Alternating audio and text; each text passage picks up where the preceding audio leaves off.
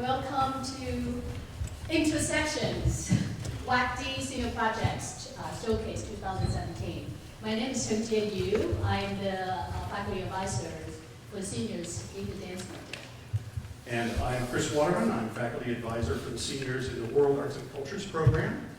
And Intersections is the culmination of a process that really has been 6 months in the making since the time when an ambitious group of seniors, creative group of seniors, decided to submit proposals to enter into a 2-quarter course sequence where they would work on refining, giving each other critique and feedback, and bringing to fruition the work, some of the work you will see today on the stage.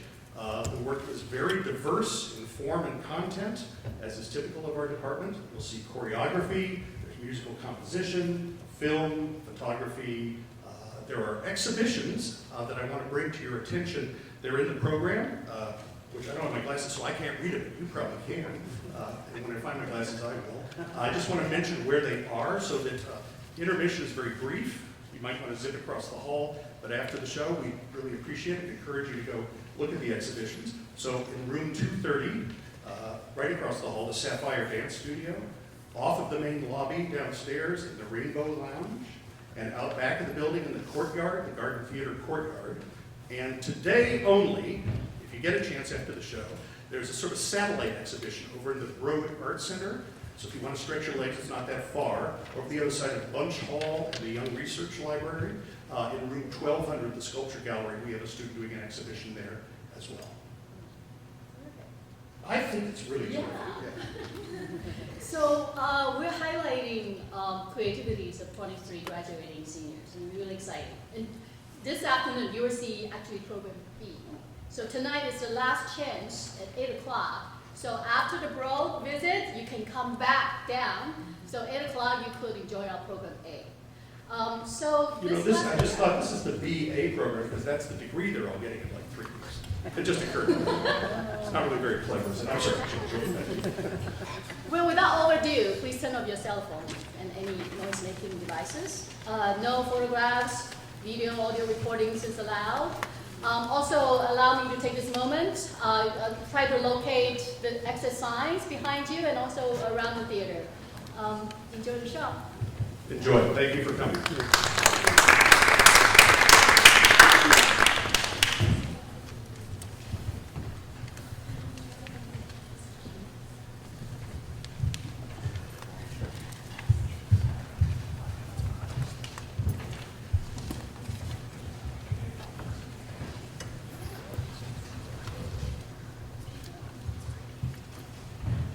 Hello, my name is Anna. I'm half done.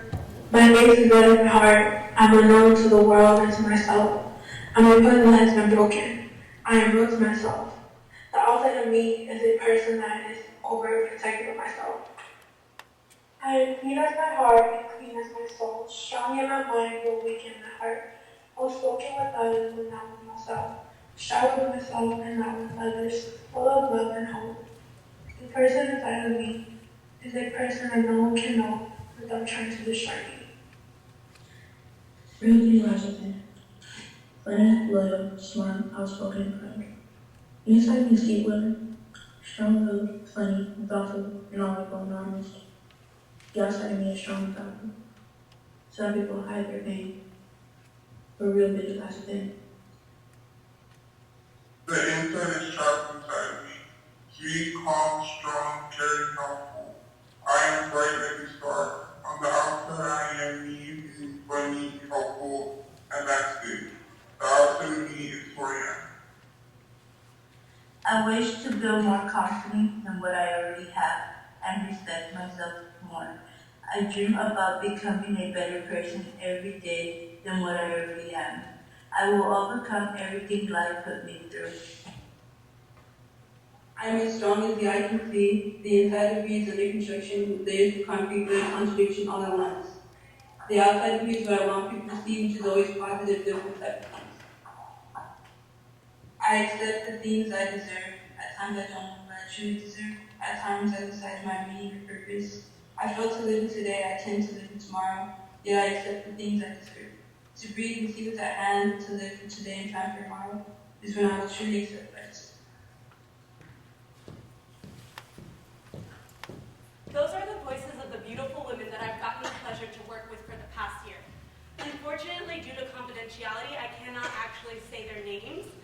but I do want to invite their powerful presence into the room and just to honor them.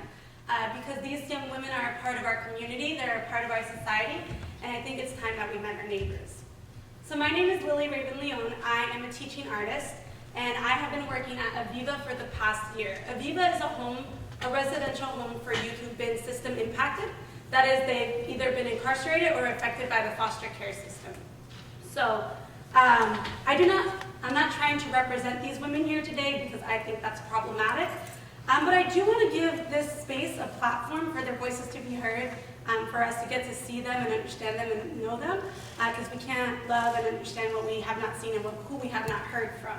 So as a teaching artist, I know the importance of the arts. And but I was really curious as to why it was so powerful and so successful, especially in these spaces. So as I was teaching this after-school program, I was asking the following questions. What are the needs of these young women? How does the art meet these needs? And also, what more is to be done? So as I was working with these young women and as I was building a relationship with them, these are kind of the things I learned from that experience. So the first thing I learned was that the arts create a safe space. The first quarter we were working with them, our theme was tea, mindfulness, and creating a sanctuary. So we talked a lot about what does it mean to feel safe, what is a sanctuary?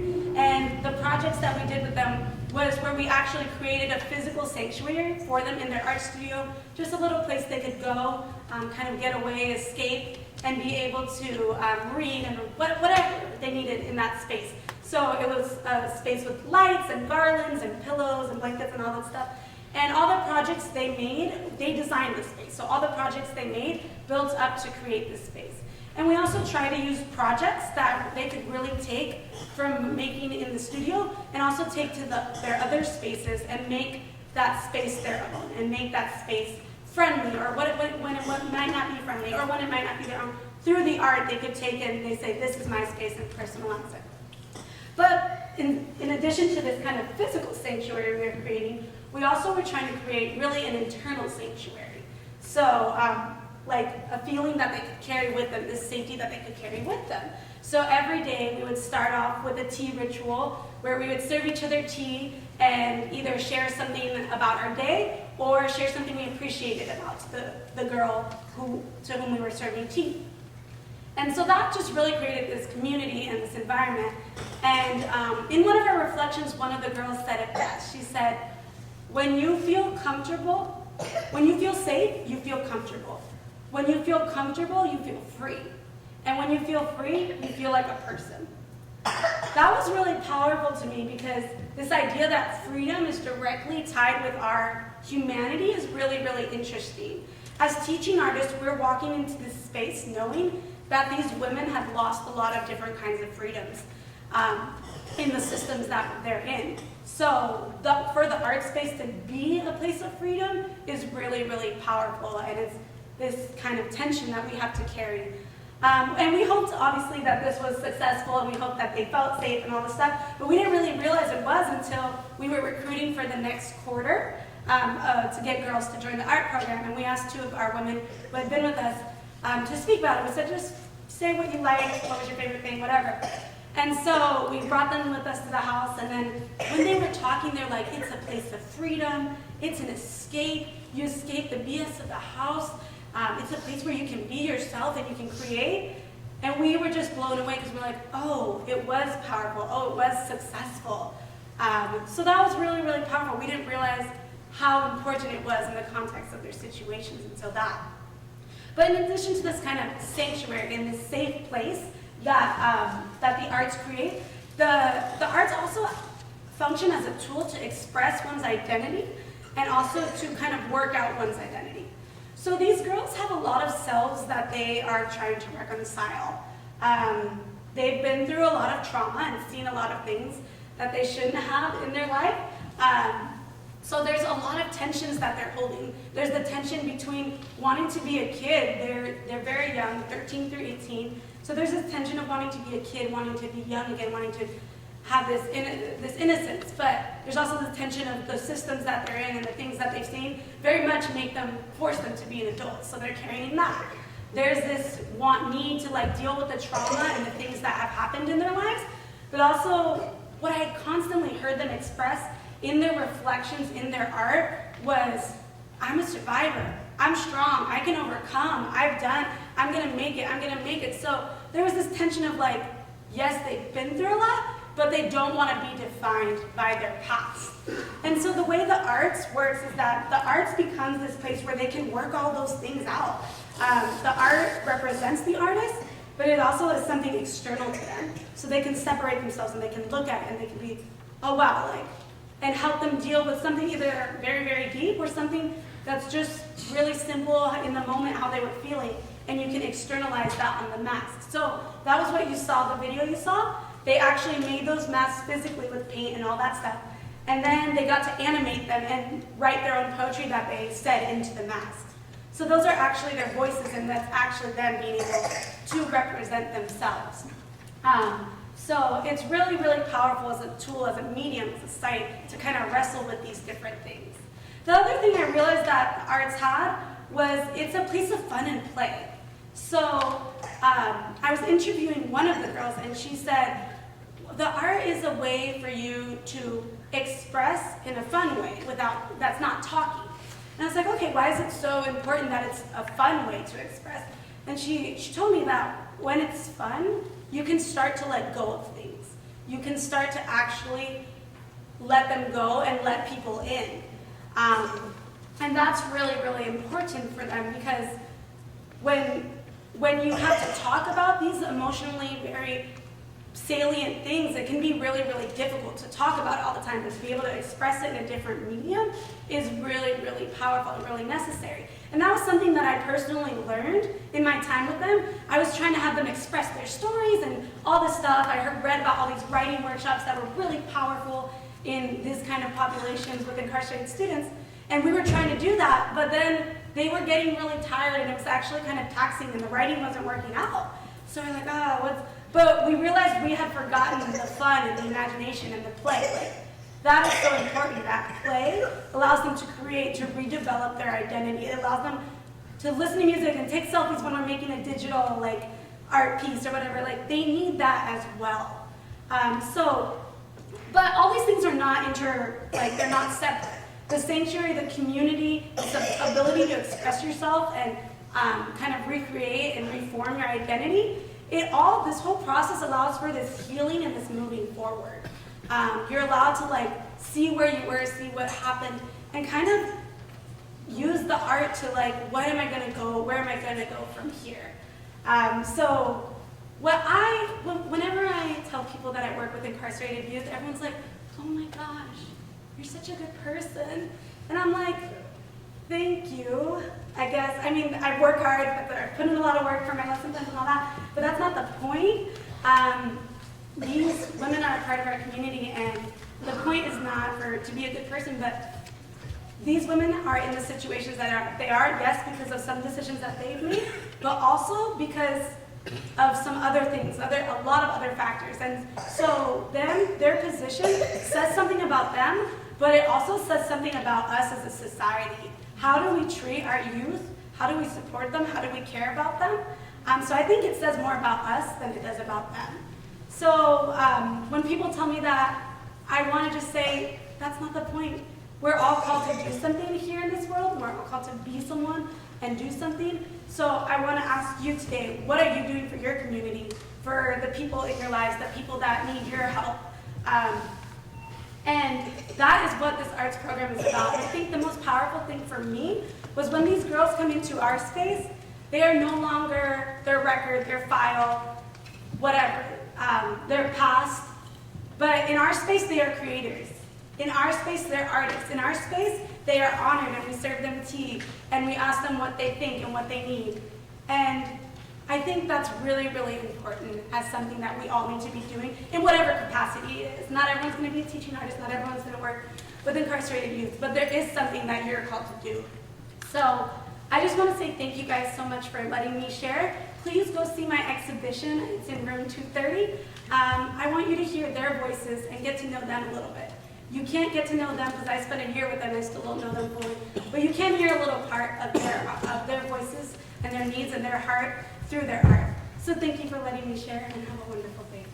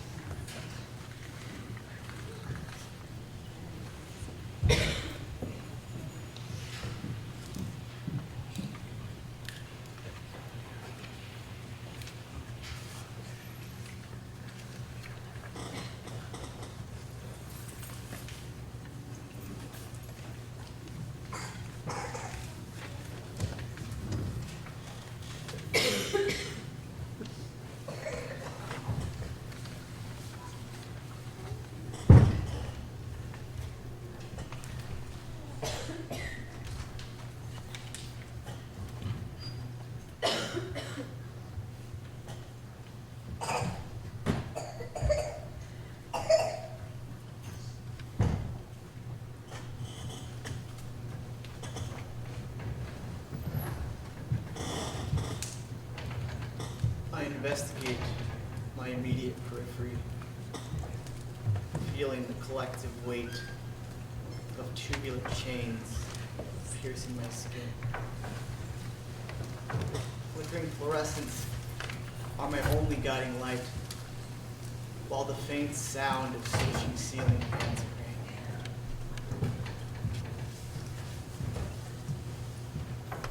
I'm alone. Alone. With the innocent illness of newborn trauma.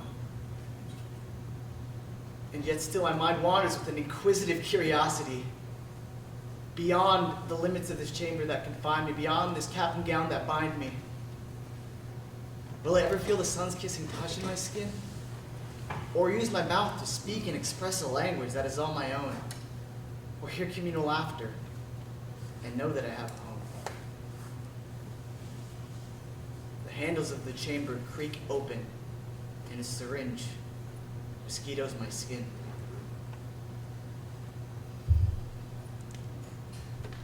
There is no escape. My heart slows. Mind grows quiet. My incubation chamber abruptly moves, jolting faster and faster, corridor to corridor, pushing through the heavy double doors. Please let me go. I want to explore and grow, see a world outside of the refrigerated carcasses I may soon call my neighbors. The chamber stops, and I'm swarmed by blue masks, fixed with metal tools in hand. I lie awaiting and hope this is not my 3-week exit. I hope.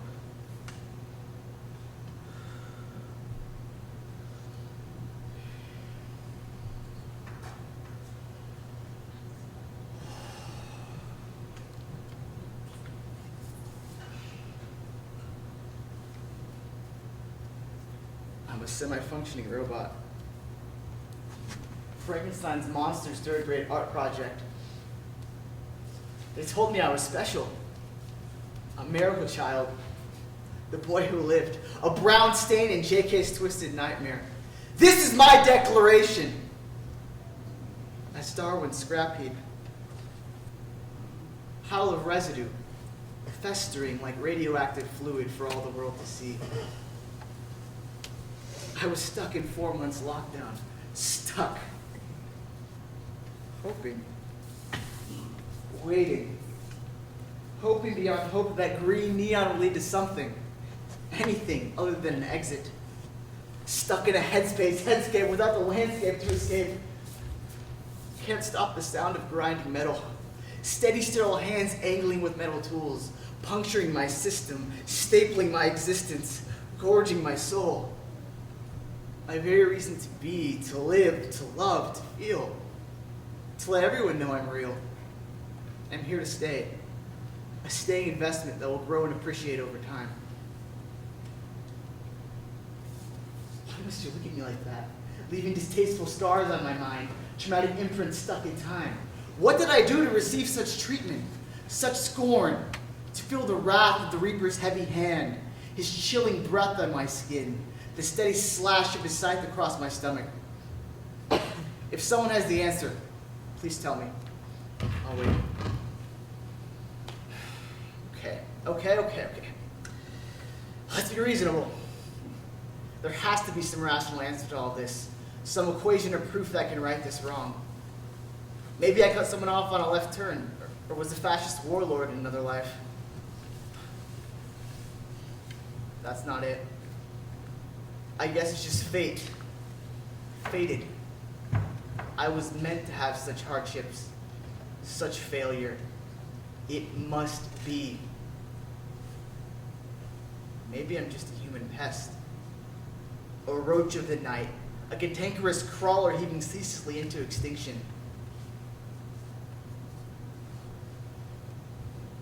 The shadows follow me, carrying with them the weight of 1,000 tears, overtaking me, never letting me live without worry or fear.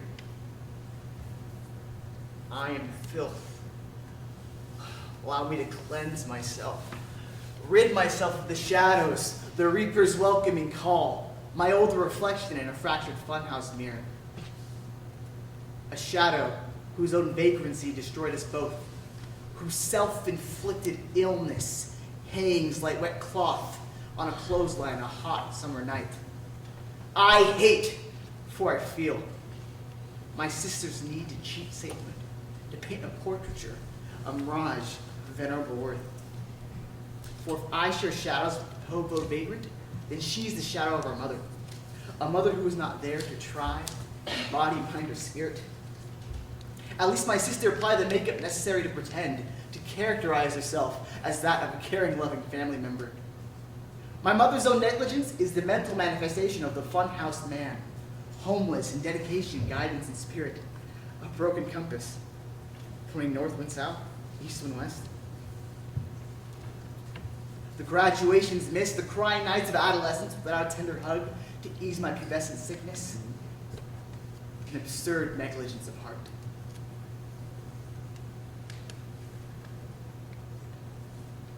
My family is like a circus, with my sister's scholarly party girl perfectionisms adding contradictory dynamism to the multiplicity of faces, sharing my shadows, as she too comes from this doomed companionship. My mother be the ringmaster, my father and sister clowns. What does that make me? Am I Dumbo? The elephant man? Discarded for physical monstrosity, calloused and alone. I am alone. Wandering like my father. Aloof like my sister. Distant like my mother. I am everything and nothing. Square. Trapezoid and hexagon.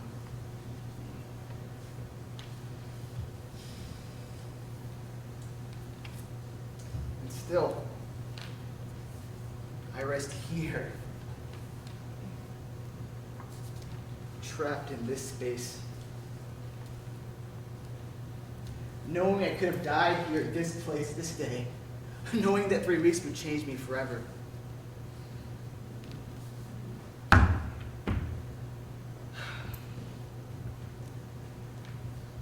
I cannot outrun the Reaper. He clothed himself as the surgeon, or perhaps my father's shame, imposing the weight of his ineptitude on my own psyche. The disappointment.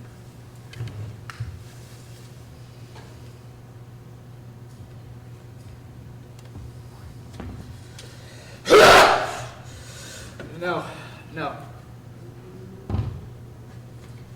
I will not fall ill to this hallucination. I will not roll over like the shadows before me. I am in control! Bring on what you will.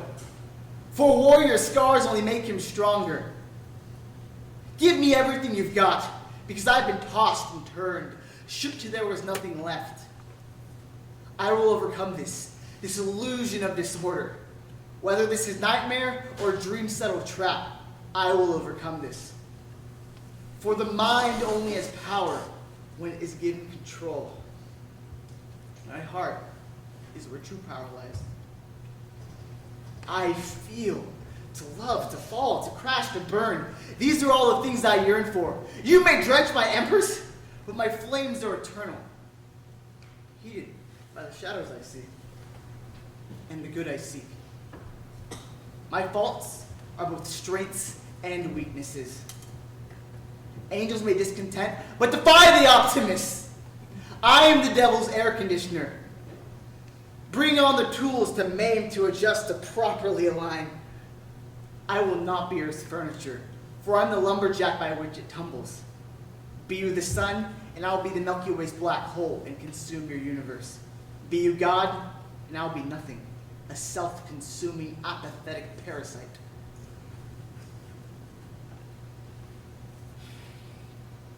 Quiet is where I lie. It is my domain. That flickering light hath no power on power. It is merely a warning for others that I have arrived. Sound the sirens! Odysseus is here! These scars may act to bind me, to limit me, but they hold the truth of battle, victory, and triumph. It may not amount to the X's and O's of happiness, but it is meaningful nonetheless. For in the end, we are all cockroaches, making our way through the chaos of everyone else's mess.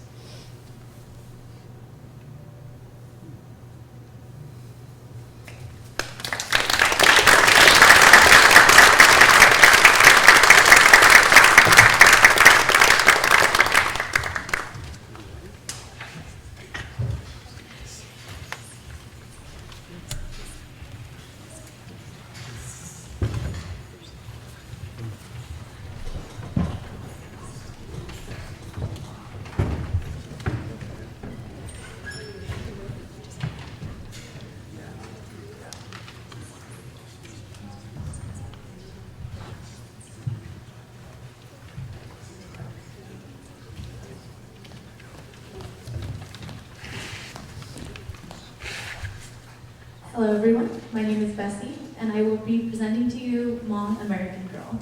What started as a research project about competitive Hmong dancing and the role of Hmong dancing in the Hmong community turned into my own journey and this short narrative about what it means to be a Hmong girl.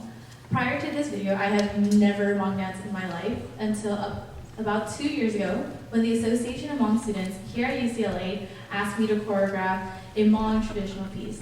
I had no idea what that meant, but I was like, hey, so I did it anyways. And from there, I learned to love Hmong dancing and to enjoy it and to really see and understand what it means to be a Hmong girl through the lens of dance and performance. This is dedicated to all the women in my life who have taught me to use my voice and taught me to be strong. And this is especially dedicated to my mother who unknowingly taught me and shaped me to be the Hmong girl that I am today. Enjoy.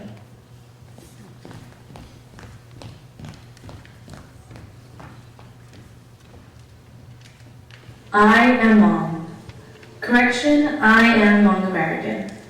What does that even mean, you ask? I don't even know, to be honest. I have been asked several times, what is Hmong? And all I can tell you is that Hmong is a Southeast Asian ethnic group who lives in the mountains of Laos and Thailand. They practice shamanism, in which they believe in a spirit realm that a selected individual can enter through chants and songs. That's really all I can tell you. Did I mention I want to be a Hmong dancer? I just started dancing. I found dancing through my cousins who live and breathe Hmong dancing. I guess I just wanted to feel a part of something, so I decided to join them. But I don't regret that decision. Today is my distant relative's wedding. I had the joy of hopping out of my bed at 7 a.m. and with only one eye open, drove through freeways and neighborhoods I am not familiar with just to be here. My mother always told me that to be a good Hmong girl, I must be able to cook and clean. So whenever I complain about waking up early to go cook for someone else, she reminds me that one day I will be doing this for my family. But what if I don't want to be that good mom girl? What does that make me? Can I just be a mom girl? Looking at these women remind me of a scene out of those Mom music videos that show the domestic housewife cooking for her family. Let's not forget that these songs sing of the good life, a romanticized version of life back in Thailand and Laos. So how can I grow up to be like these women who grew up in a place I have never seen, in homes I have never walked in? When I look at these women who tie their hair back before they get here, lifting heavy pots of food that they've been making all morning, it makes me wonder how I managed to escape that life. How lucky must I be to not have to grow up cooking for my family at age 80? Another reason why I continued dancing was because it gave me a sense of purpose. As a dancer, I was seen as a representative of my community. It made me feel like a true mom girl. The girl every mother wants as a daughter-in-law. But I always knew that I would never be that girl. Dancing slowly taught me more about being mom. The lyrics in the song told me stories of the past that my parents and grandparents were too traumatized to tell me about. For a moment, I began to listen to the mom girl in me. I began chasing to find her. As I listened to these songs, trying to find the perfect one to complete the perfect choreography, I began to take notice of the mom girl within me. Who is she? Where did she come from? Who will she become? These women around me always knew that they would become a housewife. That was their future. What is mine? And what does it mean to be mom in America? Traditions have changed. Time has evolved in mom culture, but why can't I find my place? I spend nights staring at these mom dancers who slap a smile on their faces and perform effortlessly. With every hand gesture and every head movement, they float so flawless. What do they know that I don't?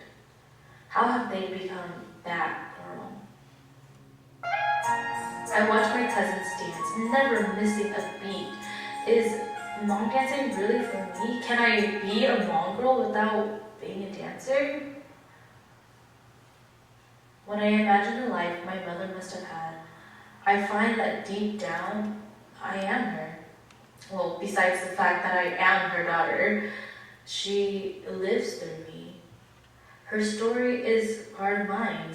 Her history is one I cannot leave behind.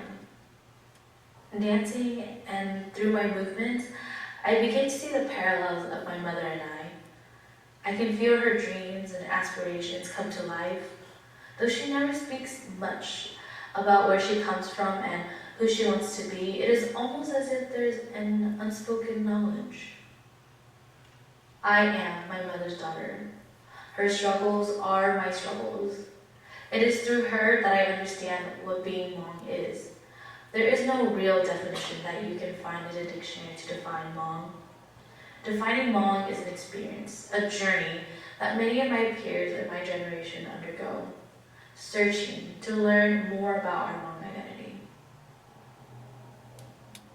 People say that mom means free. Perhaps to an extent, but how can you be free when you don't even know what you are free of, or free from what? But maybe it means that you're free to be who you want to be. That mom is a word with many meanings and ever-changing definitions. To each one of us, mom means something different. Yet every day, we do the one thing we all can do. We perform mom. We represent mom. We are the image of mom. And even when we don't know it, we are mom.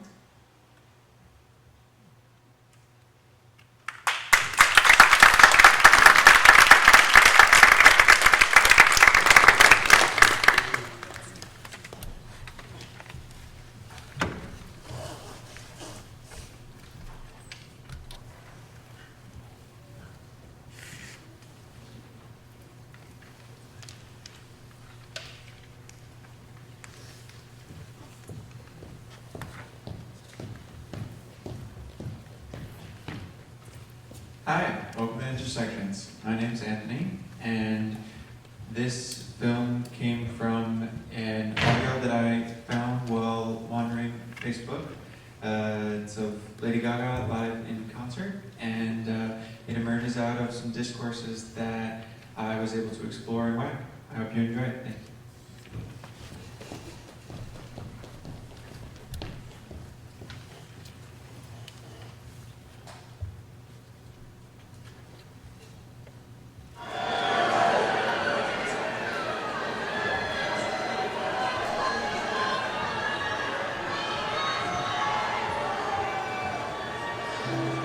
I really want to dedicate this song to the tragedy of last night,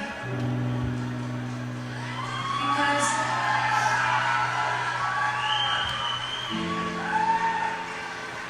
we're all just wandering the earth, trying to find each other. We all just want to have a good time and suck every bit of love that we can out of life. And it's so short sometimes, and it's so unfair. And sometimes things happen, I know, it's like, we just go, what's happening?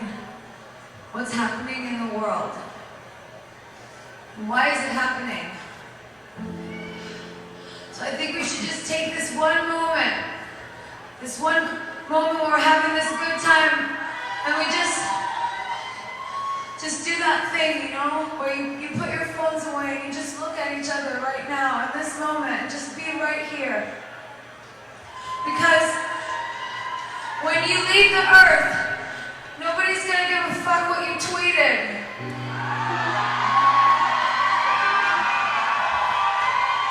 Nobody's gonna care what picture you posted, or what you caught. They're not going to care about how famous I was. They're going to care about what you leave here on this earth, your footprint. They're going to care about whose lives you saved, people that you touched. They're going to care about that person that you told that one bit of inspirational thing to, and they look back at you and they knew they weren't alone.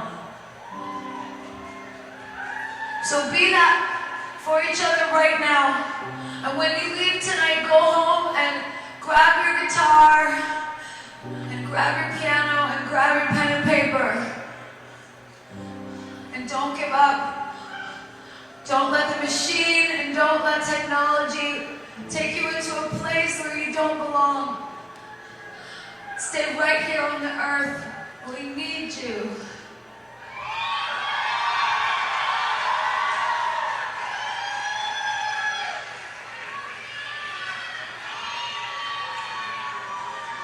We need you to have crazy thoughts in your head. We need you to have fucked up dreams. And we need you to fight for them every single day. Don't not do it because you think it will never happen. Don't do it. Don't think that it can't happen, because it can. I promise you. It's happening to me right now.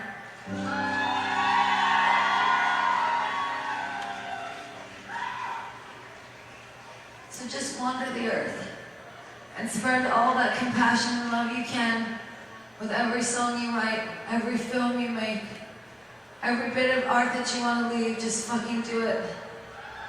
And you'll be happy, I promise. Not long ago, I was sitting in my bathtub with a blade of serrated steel pressed up against the lines of my wrist. I shared such specificity because the message Gaga shared resonated deeply. At my lowest point, when I knew I was capable of touching the void, the spirit of a friend shot through my psyche and stayed my hand, talking me down. When I heard Gaga's voice, I knew she was speaking right to me. I knew that she was talking about recovery and the never-ending process of endurance and resilience. Moreover, I knew she was mainlining the secret truth of the universe, that to share in compassion, to give away your gift in service, is the key to life. We need you. Stay right here with us on earth and make art. She pleads with arms outstretched, clad in scarcely more than undergarments, covered in dirt, her hair wild and free. Just be here. She's right. Technology did not take me to a dark place. For me, it was a different institution, religion. More specifically, the faith I was so devoted to, my own inadequacy, and the casual hypocrisy of those around me. Institutions can be lonely, suffocating spaces, and agency or hope abides in compassionate service. To me, this takes the form of writing, film, and photography. Instagram and social media in general is a place where I can share my progress and find sustenance in others' growth. In this dialogue, I am nourished and empowered to endure. The easy accessibility with which I can enter into, engage with, exit, and re-enter these conversations accounts for much of the medium's appeal to me. The other contributing factor is the capacity it affords for global intercultural relationship. I found my future wife online. I found WAC online. I found hope for a better world online. I have always been obsessed with Steve Jobs and Apple. But the truth is that the tools they built and continue to build are only as valuable as the relationships and work that we cultivate with them. In the words of Steve Jobs, stay hungry, stay foolish. Consider this my formal plea to dive deep with social media and bear fierce witness to the overwhelming, perfectly imperfect, brilliantly messy beauty of difference. Our tools are only as good or bad, useful or wasteful, moving or meaningless as the work that we make with them. So let's get to work.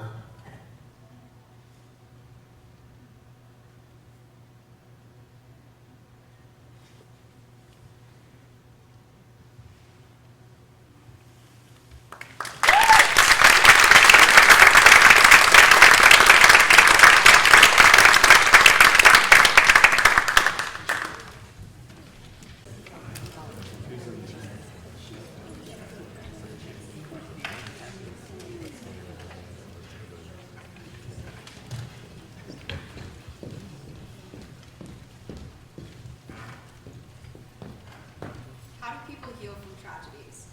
Do we? How do we move forward with the sensitivity, complexity, and the type of meditation that human beings need to make sense of tragedy, grief, and just everyday life? I began to heavily contemplate these questions last year after working with refugees in Berlin. Listening to their stories, the immense horrors that they overcame, their resilience was incredible, but their situations were devastating. So many of them lost everything, and now they faced all these different parts of the world that judged them as terrorists, when in reality they risked everything to escape those exact forms of injustice. I started to feel numb because I didn't know how to take away their pain or their loss, or even begin to make sense out of the senselessness of violence and hate. So I primarily worked with child refugees, but one night I was in the kitchen helping a woman named Nia clean up after dinner. We were talking and she was telling me about her incredible story to Berlin. And I asked her honestly how she just dealt with moving forward, facing such adversity. And she looked at me and she said, "You have to find the laughter to get through this life." And I remember thinking, in the face of such terror and immense pain and tragedy, where was there even room for humor to exist? But as I continued working with refugees, I began to see what Nia was saying. There was this language that was beyond German, Arabic, or Turkish that allowed them to process the situation they were in and deconstruct some of the horrors they faced. It was humor. These people turned and found laughter in some of the darkest realities. And I even began to see it with the children I worked with. We'd put on different plays and skits, and it somehow always resulted in a comedy line. Through this process, I began to see that when everything was so heavy, the ability to turn to humor, even just for a fraction of a moment, made something a little bit lighter, and that in turn helped carry them forward. Humor and horror have the ability to exist within the same space, and within this dynamic, something really powerful can happen. Life is something that we can't control, and as human beings, that drives us freaking crazy. You know, especially in the face of tragedy and horror, we want to be able to somehow break life down and make it so it's digestible. Humor is a way to deconstruct a situation, acting as a tool that allows us to surmount the issues that we face, to fight back and not let them defeat or define us. Humor in this dimensionality provides people the ability to process, speak, and in turn move forward with painful topics that need to be addressed. Right now, a way this is being seen on a wide scale and achieved is through various late-night hosts and comedians such as Trevor Noah, John Oliver, Two Dope Queens, who are calling out the problems in our society through a vehicle of humor, which stimulates cultural debates and encourages audiences to think critically. specifically in dealing with controversial issues and sensitive topics such as letting refugees into the United States, or solitary confinement, the US prison system, racism, rape, and I can already see some of you guys cringing from uncomfortability. But that's what's so powerful about humor. It allows us to deeply explore these topics while avoiding sentimentality. And the thing is, we've developed a way of responding to some of the most awful tragedies that protects us, but actually in turn keeps us from ever approaching its horror. I'm going to show you guys a clip from Samantha Bee's Full Frontal, where she breaks down the immense panic surrounding letting refugees into the United States. Millions of Syrians displaced. Nations all over the world are scrambling to accept as many refugees as their borders can handle. Welcome to your new home. The people of Canada welcome Syrian refugees with this touching greeting. Assalamu alaikum. Welcome to Canada. Welcome to Canada. I'm gonna be your friends. I love you. In the United States, we made our own welcome video. I don't want any terrorists. They're not going to allow them into the state of Alabama. Members of an anti-Islam group protested outside a mosque in Irving today. We may be importing our own death. Maybe we should take a break from shitting our pants to meet. So humor in this dimensionality can actually already be seen in the recent attack that happened in Manchester. People have been rallying behind the hashtag British threat levels in order to fight back in the face of terror while using British humor, making tweets such as, "We're British. You can't scare us until you raise the threat level to, I'm sorry, but there's only continental breakfast." Amazing tweet, amazing tweet. But the thing is, in dealing with these controversial issues, sensitive topics, and immense tragedies, humor is not always the answer. Tragedy doesn't always have an answer. But I'm trying to find a way that can, a language that can somehow carry and hold a space with grief and the tragedies that we face in everyday life. And I am still struggling to know the answers to these questions. But through this exploration, I have seen the power that humor holds in reminding the human spirit that it is unconquerable. Thank you.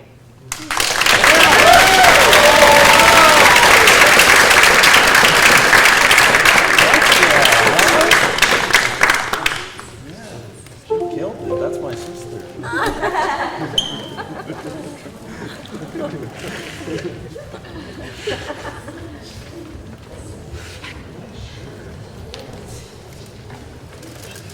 Thank you.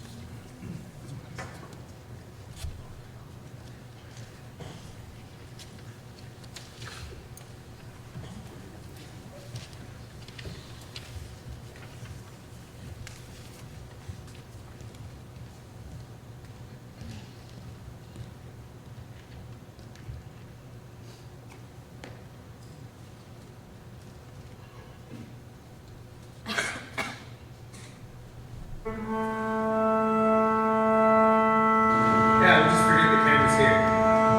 Just come down here because David Wolf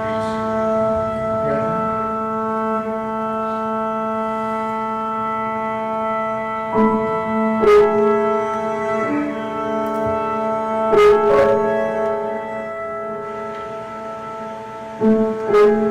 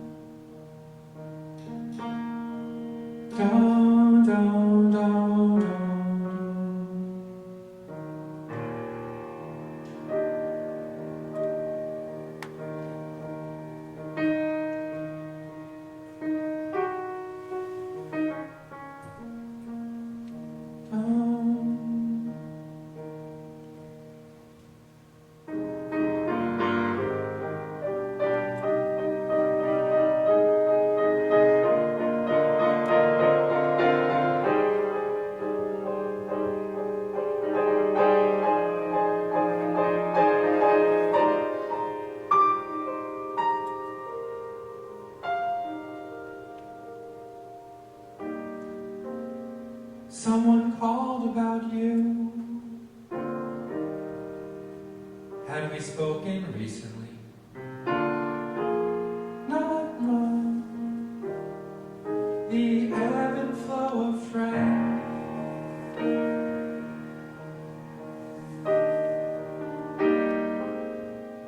This spring, together, home, brothers at heart. Wrestling a few hours away from the past.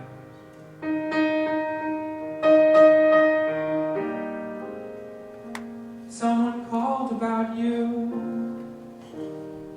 You were missing, but always losing your phone.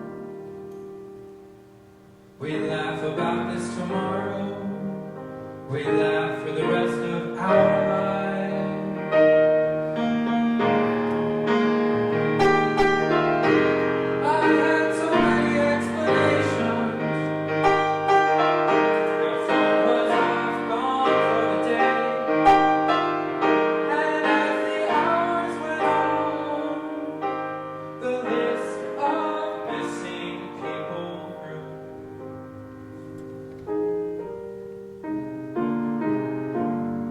And these thoughts fell over themselves to keep on.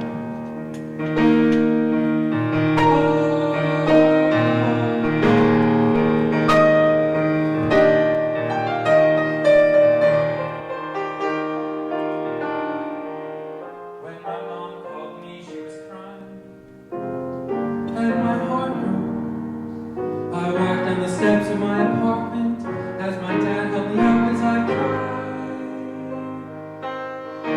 I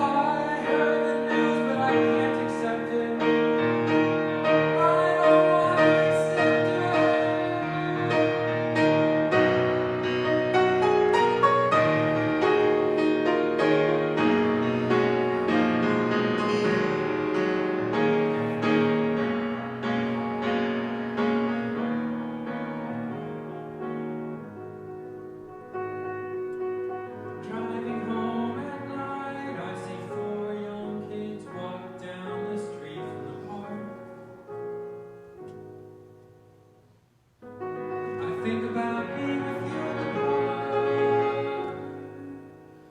Hours and days and weeks of time spent wasting time growing up.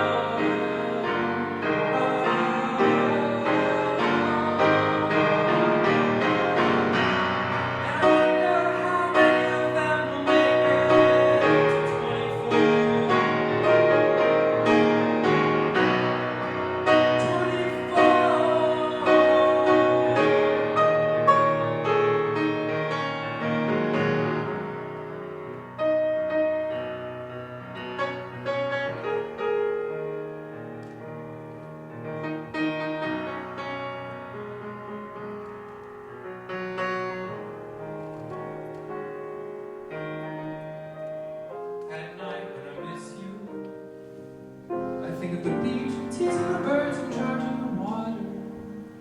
You would always stay out the longest, and when you came back, you would roll around in the sand.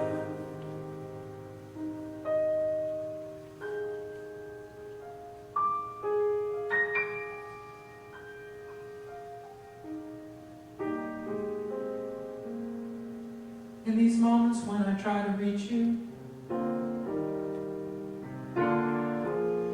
like so many times before, I lose myself.